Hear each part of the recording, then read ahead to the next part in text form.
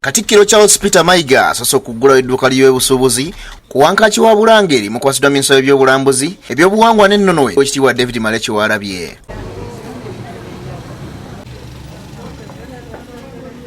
Oluvannyuma ayingidde mu Bulange munda gy'atongolezza olukiiko olupya olw'ebyobufuzi n'ennono olumwanjulidde minisita Maleki w'alabye. Olukiiko n'olutuulako abantu 12 nga Benoni Ntambi alondeddwa ku bwa ssentebe bwalwo n'amyukiwa Victoria Kyega Kiggundu. Oweekitiibwa Malaya yanjudde ebikoleddwa olukiiko olukadde omwali okuteeka ebibumbe by'ebika ku luguudo lwa Kabaka Njagala n'ebirala.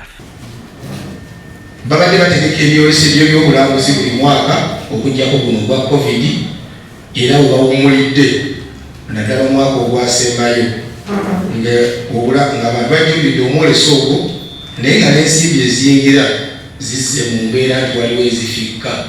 Katikkiro mu kutongoza olukiiko luno alaze obukulu bw'ebyobulambuzi. Ategeezezza nti Obwakabaka bulina okunyweza ennyo ebifo by'obuwangwa n'ennono. Akuutira bulijjo okukuuma n'okunyweza obuwangwa ennono zaffe olulimi Oluganda era kyembamu wakati tuli mu kuddaabiriza Masiro kubanga kajjayo gawa ekifaananyi n'obw'omulembe guno nga bwe twali tweyisa emyaka 12 emabega.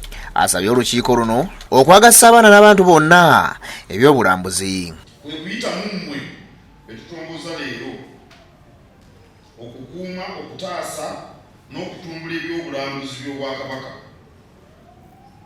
okubimanyisa ensi yonna, ate nga ebyobulambuzi bino ebifumbekedde mu masaza 18